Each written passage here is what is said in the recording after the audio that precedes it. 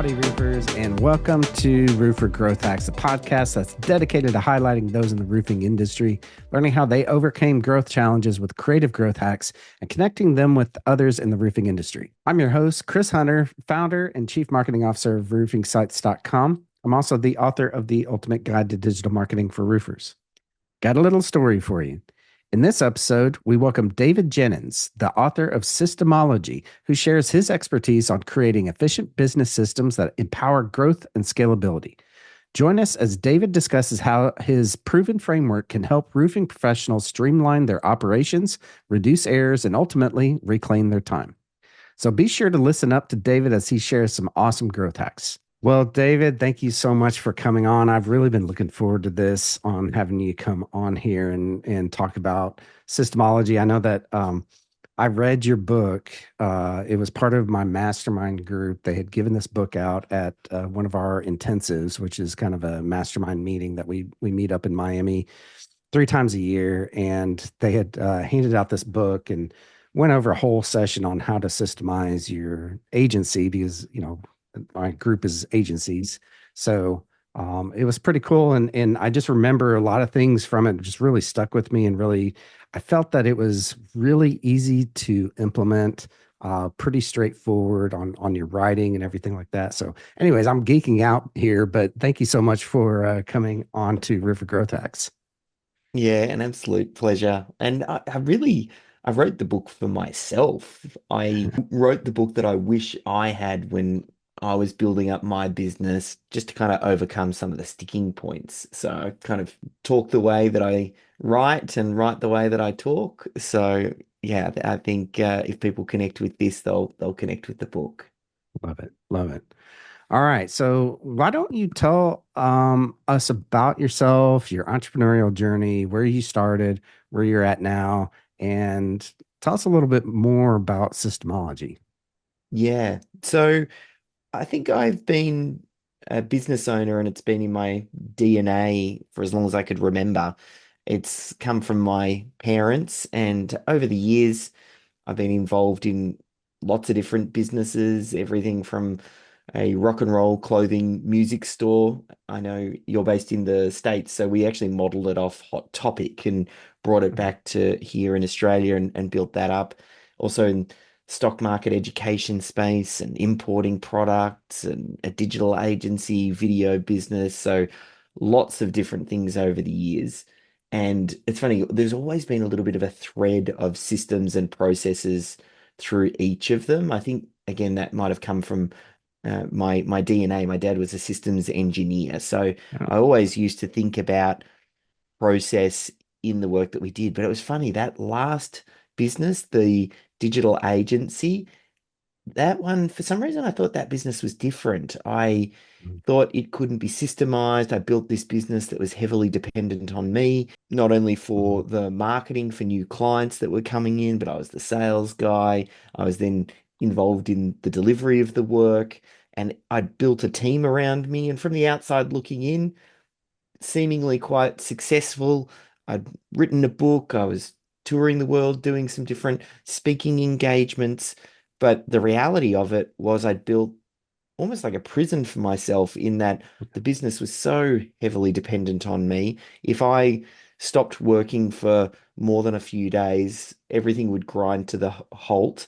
And I kind of realized, oh, I can't keep going like this. We just found out we Mhm. were pregnant, and I thought, I don't want to be that dad who's always too busy, working 70, 80-hour weeks, doing the weekends, early mornings, late nights. And it's funny because intuitively I knew systems and processes were the key because I'd seen it in my previous businesses, and Mhm. we did the rock and roll clothing music store, which we franchised, and we wrote a franchisor manual and had the franchisee, like the store manuals were written. We'd already got someone on board. So I understood systems, but it was really weird. That last business, I just got stuck and thought, how can I systemize something that changes every day? Google's always Yeah. updating their Yeah. algorithms, and we're a creative digital agency. I can't systemize creativity, and I'm the guy. So I just, again, I got trapped in that business until when we were pregnant, and I thought, nah, something's got to change. I Mhm. intuitively knew systems were the way.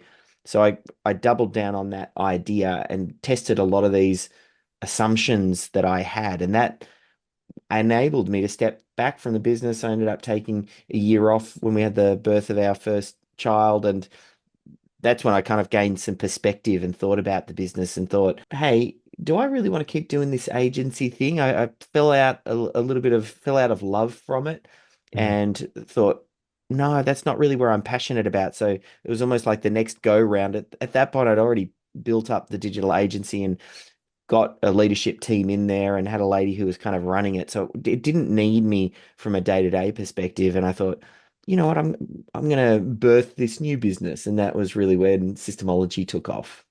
Love that. Love that. And and I know, I mean, digital agencies are so hard to systemize because there are just so many moving parts when it comes to, and especially if you're a full service agency, you know, you're doing SEO, you're doing pay per click, you're doing Facebook, you're doing all of these different things. I know that is one of the hardest things in the world to do.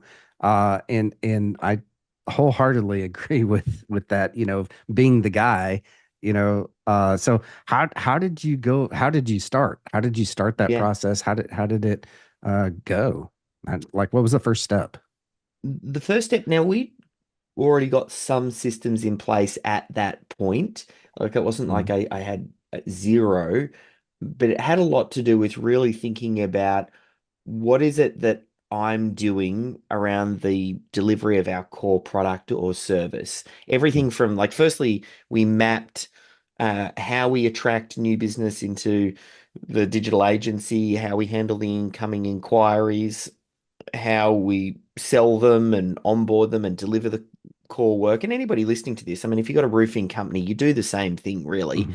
You Mhm. just think about that journey to delivering that core product or service, map it very high level.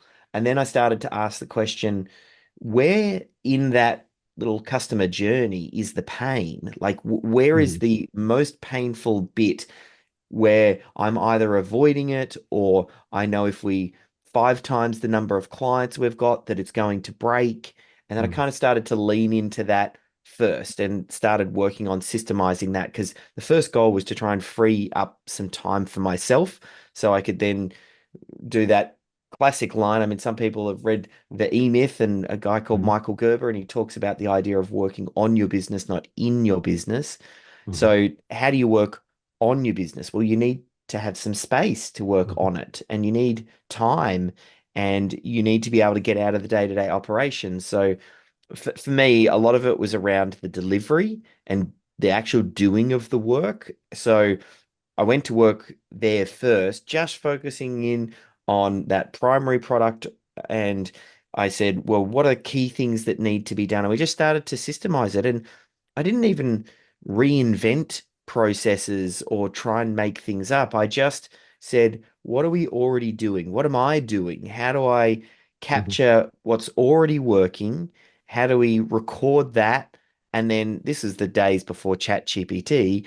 We ended Mhm. up just documenting those processes by hand. But I'd record the video first, and a team member there and I'd pass that recording off to, and they watch the video, pull out the key steps, and then we just Mhm. created high level checklists and processes on how certain things were done. And as I went through that process, the person who was doing the documentation actually started to say, well, I can do some of that. And oh, yeah, I think we could pass this off to Jenny. She could take over that task. And oh, yes, Sally could do that. And we just started to build up this little bit of momentum and getting more team members involved.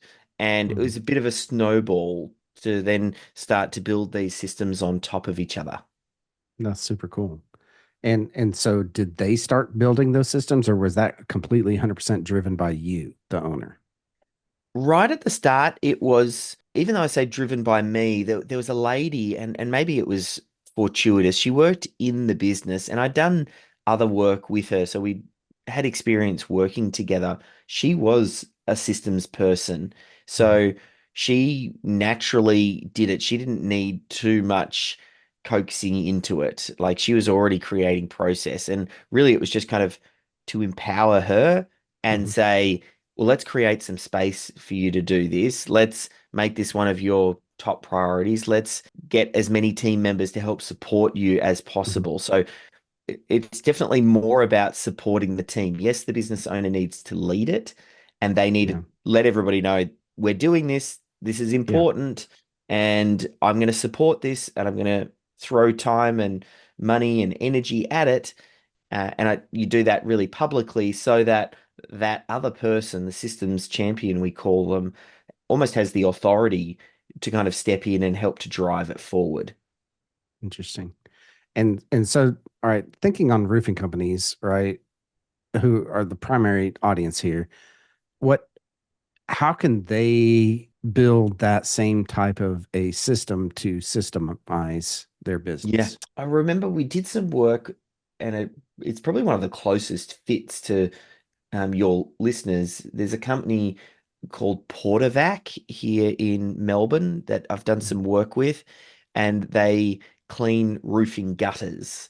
Okay. So both residential and commercial, they'll hop up and they've got these big vacuums and they vacuum all the rubbish out of the gutters. And while they're up there, they actually take photos of the roof Hmm. and send them back to their head office where they do some analysis and then they make a quote. It's actually how they end up winning large roofing projects. They kind of sell the idea of the gutters needing to be cleaned, but when they're up there, then they can pitch all the Hmm. additional work. So the way that they got started, the business owner, I mean, he wasn't a systems guy. He didn't really like the idea of documenting process himself. It's not Hmm. his thing, but he kind of got the idea and realized he'd read the E-Myth and then he read Systemology and he said, "Oh, I get this. Yeah, I want to have systems in my business." And then he identified someone on his team called Kane. It was one of the junior apprentices who initially went out in the field and worked on the tools, but didn't quite fit there. So they brought him Hmm. back to head office and he was on the phone booking jobs and doing those sorts of things. And they said, well, let's make you our systems champion. And we're going to get you to go through this process. And he ended up firstly identifying the key systems, like we talked about. Hmm. They did Hmm. what we call the critical client flow and identified those. And then he went out in the field and he put a GoPro on and he Uh-huh. followed one of the lead tradespeople around for the day and he recorded him setting up the truck at the start of the day. He ended Hmm. up recording him when they went to a client and getting all the equipment ready and recorded when they met and said hello to the client and followed them up onto the roof and recorded him and basically for a whole day recorded everything, brought the footage back, chopped it into pieces and had these little videos on how various things were done. Now, that was just out in the field. I mean, did the same in at head office, answering phone calls, Hmm. booking in jobs.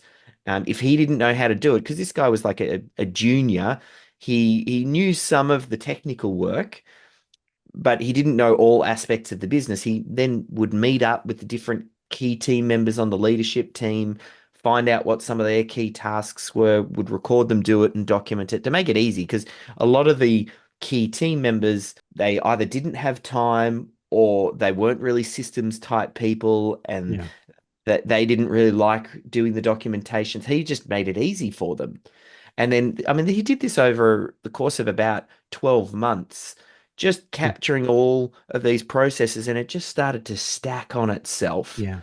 And Yeah. the business, sort of 12 months later, really was unrecognizable. They'd completely just transformed and reduced a lot of the stress that was in the business, started to overcome some of the challenges. Hmm. I remember probably one of the biggest turning points because Dave was the guy, Dave Porter, who owns the company, was relaying the story to me. And he said, "Do you know?" He spotted the turning point for him. And he said, what ended up happening was one day at the end of the day, everybody had brought their trucks back, and someone, like normally at the end of the day, you'd have to refuel the truck, put all of the equipment back in, restock everything. And if you didn't, it'd kind of throw things out for the next day because, Uh-huh. the days run on very tight schedules. And if the trucks weren't ready to go first thing in the morning, then it would throw the whole calendar out for everybody Hmm. as they're getting the trucks ready. So normally one of these trucks got returned at the end of the day and it didn't have all the equipment in it. And normally he would just absolutely crack it, call a team meeting first thing in the morning, yell at everybody, say, this is not good enough. We can't keep working like this. I'm going to make sure that someone's going to get fired the next time that this happens. That was Yeah. his normal process. He would just Yeah. yell at the staff. But this time something changed inside him and he thought, no, what's the systems solution here? And that night he ended up writing out a checklist of everything that needed to be done before you could put the keys back in the office because he had this big cork board and all of the keys at the end of the day would get hung Yeah. onto the cork board. And he ended up getting a clipboard and wrote out this checklist on the cork board and stuck it there and basically said to everybody, he called a team meeting in the morning, but he said, all right, moving forward, there's a checklist here. You're not allowed to put the keys back on the cork board until you go through the checklist. And he completely just solved that problem once and for all by going to work on the systems. And that was like such a key turning point for him because then he started to think about every problem in his business the same way. Yeah. It was always the system's fault. It was Yeah. how do we, oh, something went wrong, something got broken. Well, how do we Mhm. fix it at the systems level? And that kind of really stuck with me as a turning point for him and really probably any business owner listening to this.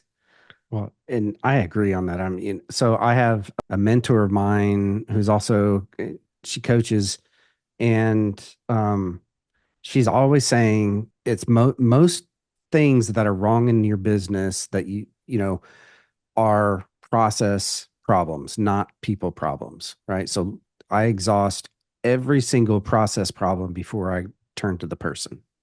So, Yeah, I but mean, and that's that's that same line. It's like it's it's always the mhm, System's fault is such an empowering one for the business yeah, owner because then yeah, it makes it fixable and yeah, it means you can go to work on the system. And it's actually great for your team because then you're not pointing the finger or right, blaming someone. You look right, to the system first. If it was in the system and then they didn't follow the system, well, that's another discussion. yeah, yeah, And maybe it's a performance management thing, or maybe it's your system on how you educate people to follow systems. mhm, But it's a very empowering mindset. yeah, and it takes it makes that talk with that person, you know, more of a coaching of okay, make sure that you check this off, or should we add this step in there, to the entire system. So it makes you, I think, a much better leader. Yeah. Look, you think about it. Why doesn't a team member do something the way that you want them to do it? Mhm. There's usually only a few reasons. Either they didn't know it was expected of them, as in you say, "Oh, why didn't you do this?" Well, I didn't know it was my job to do that. So Yeah, the expectation yeah, is not clear. The other one is they don't know how, which mhm. is, well, you didn't train me and I didn't have the process. I didn't know what I was meant to Yes, do. And then the last one is they don't want to. And yeah, for whatever reason, maybe the incentive isn't right or it's something that they don't like doing. So, from a performance management perspective and that coaching thing, just like you said, if something's not done, the first thing that you do is you have that discussion and say, look, normally when people don't do something, it's either they didn't know it was expected, they didn't know how, or they don't mhm, want to. So which one is you? They're not going to say if they're an employee, I didn't want to. So yeah, then you slowly lock it down by saying, well, this is my expectation. We've got mhm, this task management software and I assign a job to you and it's very clear and I have a process and it's my expectation that that's followed. And I'm going to teach you how it's done. So that means next yeah, time, if it's not done, then you can go, hang on, well, we had this discussion last mhm, time and I told you it was my expectation and I showed you we got a process for how. So mhm, really, the only thing left is the want to. Okay, well, let's dig into that. Like it's a yeah, great way to lock down and remove oftentimes those excuses that staff will give you, which is, yeah, but I didn't know. And Yeah. like, what a horrible place from a management perspective to be. Well, if you can say, well, it's clear, here's the process, Yeah. like Yeah. you kind of take that away from someone. Yeah. And on the flip side, when you do hear that, you as the leader probably should be thinking, "Oh, man, I really we need to put a system around that," right? Yeah. So, yeah. Well, so what would you say? Well, actually, before we go into that, why don't you tell us your framework, the systemology framework, and kind of walk us through all of that? And I know that you kind of did that with how you rolled it out to your business as well as the gutter company, the roofing company there. But Yeah. what's the systemology way?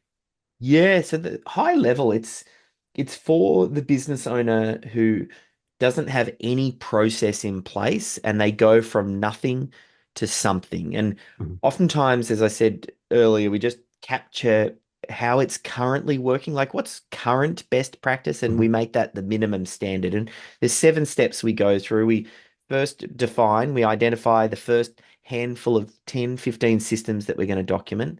Mhm. Then step number two is assign. We just figure out, well, who on the team already knows how to do those tasks Mhm. so we can capture what they're doing. Ideally, if we can remove the business owner out of the process where we can, we'll do that in number Yeah. two. Step number three is then we extract. It's like, how do we get it out of the brain of the team member? And that's just about recording it getting done. Just like I mentioned, Kane went out and recorded the Mhm. lead tradesperson. So it's that extracting, and as part of that is the documenting, which now it's never been easier with ChatGPT. We take Yeah. the recordings and we get it transcribed and feed it into ChatGPT and we draft up the process.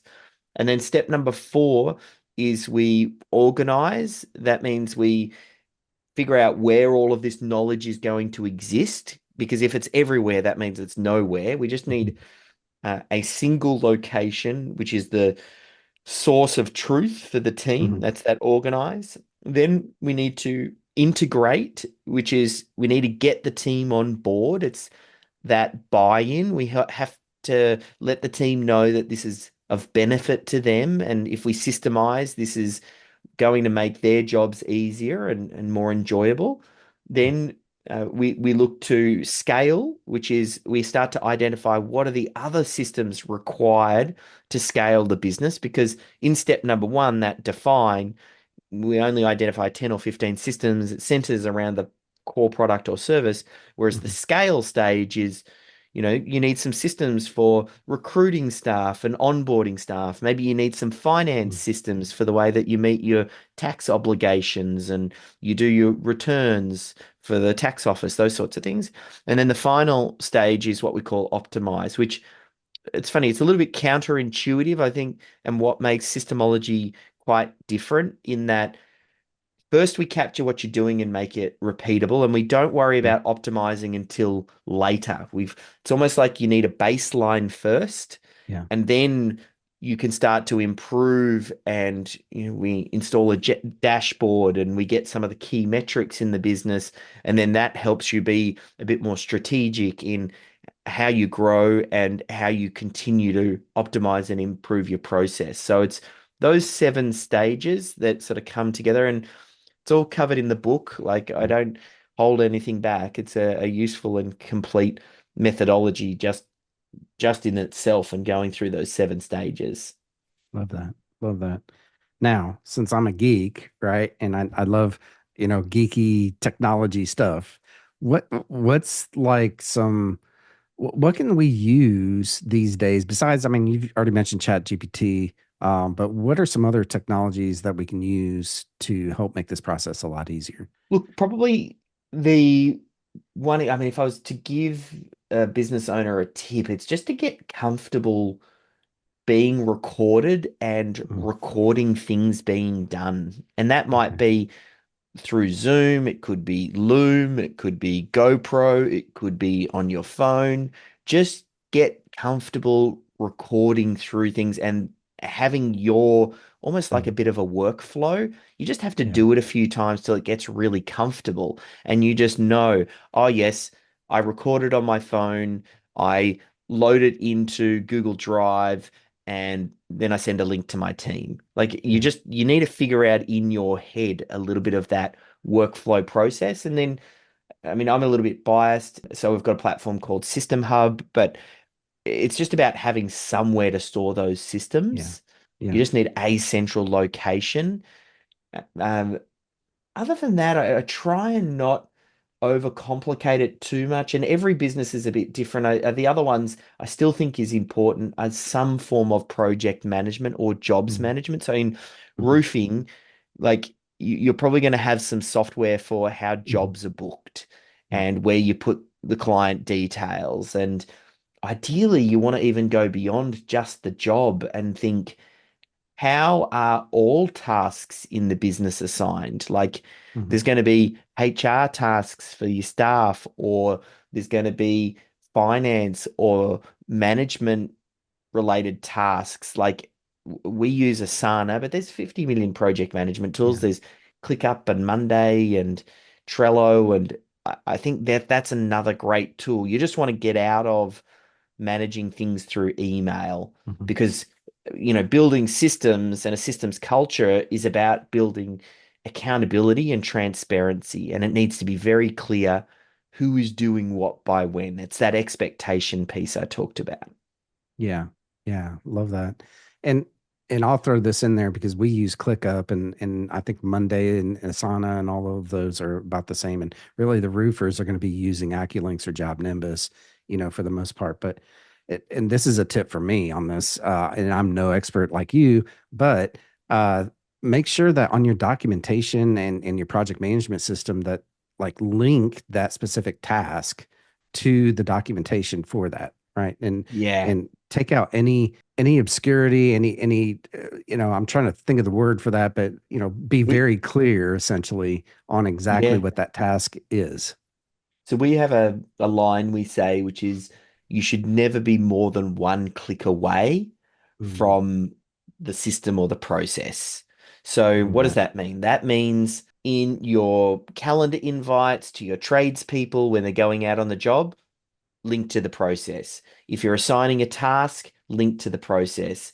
If you're using project management platform, if you've got a piece of equipment and it's in the truck, create a Mm, QR code that you mm, print out and stick to the piece of equipment that you scan on your phone so that it jumps to the SOP, the system that explains how to set up that piece of equipment. You never mm. want to be more than one click away. I love that. Love the QR code idea. That's something that every roofer can implement right now, right? Yeah. There's so many QR code generators out there, and you could do this with Google Drive if you want to, right?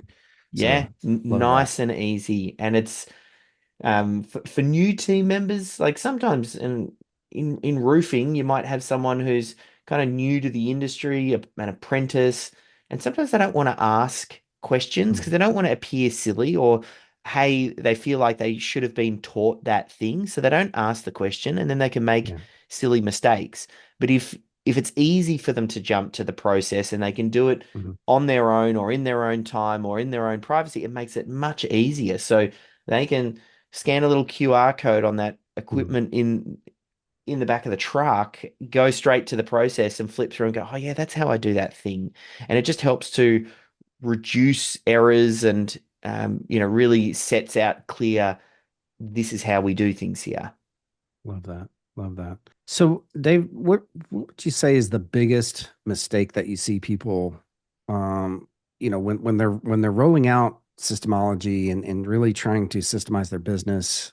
What's the biggest mistake that you see them making? One of the biggest is trying to do it all themselves. Like Mhm. roofing guys, they've already got enough stuff to do, and some of them are really busy. And the idea of systemizing their business, it's just another thing and to do. And they don't even necessarily enjoy documenting process. So that, but some of them Yeah. go, well, I think I have to do it, and Yeah. I'm going to be the one who has to do the documentation.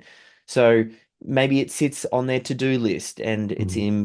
important, but it's not urgent, and they don't really like doing it, so they avoid doing it.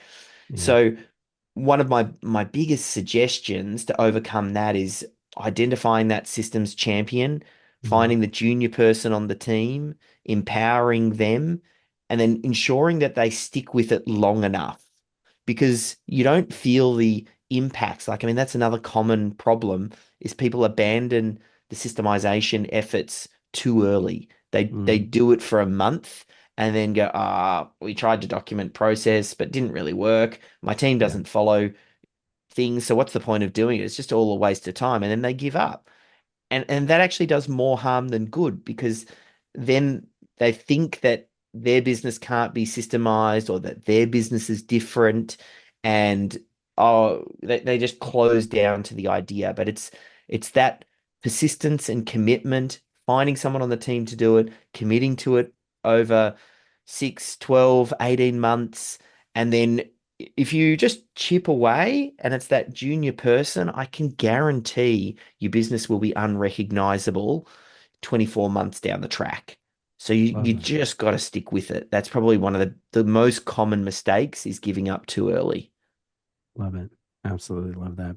And that systems champion, right?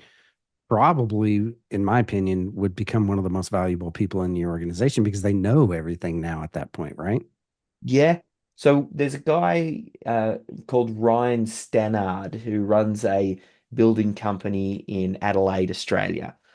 And his daughter ended up becoming their systems champion. And she ended up going through and basically having little interviews and following along all of the key leadership team members in all of the different departments, marketing and sales and Mhm. operations. She met with some of the builders and in finance and HR and even some of the management stuff. She did that role for, it ended up being a little over sort of a couple of years before Ryan said, she is the smartest person in the organization. And he started grooming her now to be the GM, the general manager, so that he could Mhm. step back. He last Christmas, now I know we're coming up to Christmas, but last Christmas, he took 7 weeks off, which in his industry is pretty unheard of because Yeah. normally, if the builder's not there, the work is not being done. Yeah. And he took 7 weeks off, got a caravan, traveled around Australia, and she was kind of like heading up the helm. And he's kind of, again, grooming her Yeah. to take the business over. And uh, because the system's champion, if you pick them correctly. Now, Mhm. that doesn't mean it has to be the perfect person first go because there's a chance you'll get it wrong. But Yeah. the systems champion you pick today might not be the same systems champion that you have in 6 or 12 months. Just understand it's a role that you need filled in your organization. Yeah. And once you get it right and you get the right person, they can form into the most valuable team Mhm. member. Love that. Yeah. Awesome. So looking forward, right? I'm a geek, so I like looking at what's coming down the pipeline, what's, that kind of thing. But what are some industry trends that you see and how should roofing company owners really be utilizing those and taking advantage of those? Look, the biggest one is the disruptive force of AI Mhm. and the changes there. Like I just did a little workshop to it was a group of tradespeople, and I had a couple of days with them. And one of the trades guys was, you would think that maybe building is going to be one of the last things for the robots to come for. Like, I mean, Yeah. we're hearing about robots coming after administrative tasks and, tasks when people are sitting behind a desk, those sorts of things.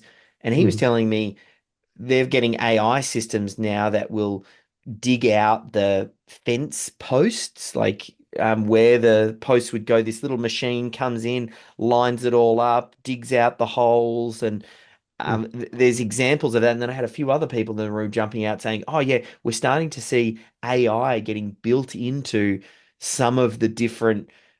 Systems and tasks and things that we're doing Yeah. into machinery. So Yeah. I'm like, oh, that's interesting. Not to mention obviously all of the administrative work, Yeah. whether it's in HR and performance managing people and recruitment and all of the marketing side of things and Mhm. some of the finance, like AI is coming for every aspect of the business. Yeah. So Yeah. just being uh, mindful that that's happening and embracing it, I think will create huge opportunities for Mhm. roofing companies. Because I could imagine there being some roofers that are slow to adopt. Yeah. And for them, they're going to get left behind, but it also creates a great opportunity for those who will embrace the change because AI helps you do things faster, cheaper, and better. Mhm. And it takes what you're already doing and helps you delegate down certain tasks to robots. And what does that do? That then frees up your highly skilled team members to Mhm. work on higher value tasks, which makes them more valuable to the business, which means that you can get more done with less team. And that's like, I mean, that's efficiency. That Yeah. drops money straight to your bottom line. Absolutely. Right. And anytime there's any kind of technology advances, I mean, think of 10, 20 years ago, right? I mean, this thing wasn't really around 20 years ago, right? This $1,000 machine, the iPhone, right? And now we just take it for granted. But this thing, most people didn't utilize a cell phone in their business 20 years ago, right? And so, but most roofing companies, that's how they start managing their company now is through an iPhone. So those Yeah. that adopted that quicker, faster were the ones who actually got the jobs, right? They started answering their phones out on the field, right? Um, as opposed to waiting until they got back to the office. So, Yeah. And the speed at which it's changing, like you watch as these different technologies roll out, mhm, the internet, the phone, um, AI is rolling out, and the speed at which it's yeah, affecting change is just yeah, the quickest technology ever. So it's mhm, these changes are getting bigger. So maybe we had more time with some of these other technologies to yeah, take them and integrate them, whereas yeah. AI is going to be here in a blink of an eye. Yeah, it is here. It already is here. And Yeah, if you're not embracing it, right, as a roofing company owner already, you need to really seriously look at that over the break, right? If you take a break here, right, yeah, in the slow season. Well, Dave, thanks so much. I mean, this is I've been writing down tons and tons of notes here. I mean, I've got tons of notes, and I'm loving this. But we're gonna head into our lightning round, and before we do, we're gonna take a really quick pause for a message from our sponsor. RoofingSites.com. Since 2018, RoofingSites.com has helped roofers double their sales by getting their marketing right using the 4R roofing marketing system. If you're a roofing company owner wanting to grow your business, be sure to go to roofingsites.com and sign up for a roofing marketing strategy session with me. All right, and we're back for the lightning round. We have one rule here for the lightning round is you get 1 minute or less to answer each of these questions. You ready, Dave? yeah. Let's do it. Awesome, man. Okay, so number one, what is your favorite personal hack? This could be a book, podcast, whatever. Anything goes. We're Roofer Growth Hacks. Marry a systems person. That Yeah, is the personal growth hack. Look, I appreciate systems, but I don't really like documenting systems. I'm not, yeah. I've fallen in love with what the systems do. But my wife is an absolute maniac when it comes to systems. So how our home and everything is so well organized and Mhm, systemized. And I know for a lot of roofing companies, oftentimes it's a husband and wife team. mhm. So getting a systems person will just make your life easier. Love that. Love it. All right, question number two. What is your favorite business hack? Again, this could be a book, podcast, whatever. Anything goes. Yeah. Business hack is to record everything. Yeah. Just get comfortable recording everything that you're doing during work. It can feel awkward and uncomfortable when you first get started for some Mhm. people. You need to be able to do a particular task, talk through it as you're doing it, just so that way you clearly communicate it and practice that skill because it's the best way to bottle what Yeah. it is that you're doing. And it means oftentimes it's the most efficient because you can do it in the moment. And if you're doing the task already, recording it, it's just one step closer to turning it into a system that you can then delegate off to a team member. Love it. Love it. So follow-up question on that. All right. And you mentioned this earlier with the owner with the GoPro on, but how do they record what they are doing? And are there specific hacks when it comes to that? Look, once you get the technology right, the rest becomes pretty easy. Loom, Zoom, um, ScreenFlow, like there's iPhone. Really, it's whatever is easiest and you have handy in the moment. Like Mhm. the best camera that you have is the one that's probably sitting in your pocket. So Yeah. just use the tools that you've got. And the aim of this is to make it as easy on you as possible. Not, oh, I've got to bring a tripod and a digital SLR and I've got to get, the Yeah. audio right. Like just go for easy. Yeah. Love that. Love it. All right. Next question. What is the best advice that you've ever been given? And you get bonus points for how you actually applied it. Yes, best advice would be from a guy called Jim Rohn. He's like one of those classic motivational type guys. He was one of the early guys that influenced Tony Robbins, and it was his line, it always stuck in my head, which is work harder on yourself than you do on your job. Mm, And that's just a philosophy that I bring to everything, which is you got to keep working on yourself to improve yourself. Like everything else gets easier. You're the main tool and asset that you've got. So just keep getting better and that will flow into everything that you do. So as far as like how I've applied it, like I'm constantly reading and working through different content, trying to mhm. stay on top of trends and attending different workshops and as much as I can, I'm always growing. Love that. Love that. Absolutely. All right. So, last question. How can the Roofer Growth Hacks family get in touch with you? How can we support you and encourage you moving forward? Yeah. Look, if this message connected with you, best thing you can do, head over to Amazon, just search Systemology, get a copy of the book there. I know um I think we're going to do something also special with Chris's group to maybe able to get a few of you a copy of that. I mean that's really the best. If you're listening to this also, you probably like audio. So we're on Audible as well, so you can just listen to it on your next job or while you're on the drive. And then if you need some extra help beyond that, just systemology.com. That kind of links through to everything we do. Love that. Love that. And I'm going to give my hack here for that is that listen to the Audible and read the book at the same time.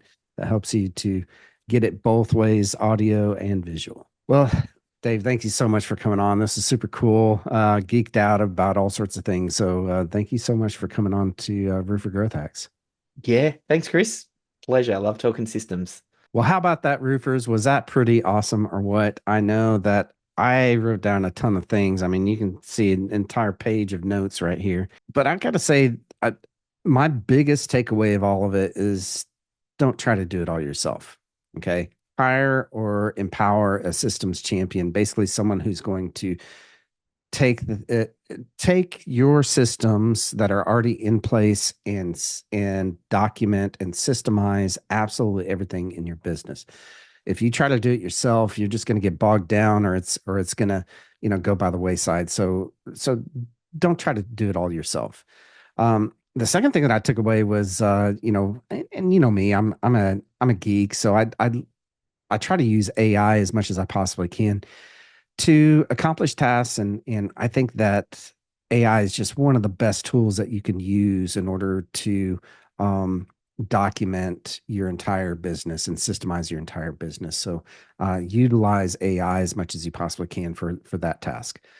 And the other thing that he said that really stuck with me here is get used to recording yourself. And I 100% agree with that because, I went on this journey about 4 years ago of systemizing my business. And um, it was hard. It was really hard at that time, trying to record everything that we did.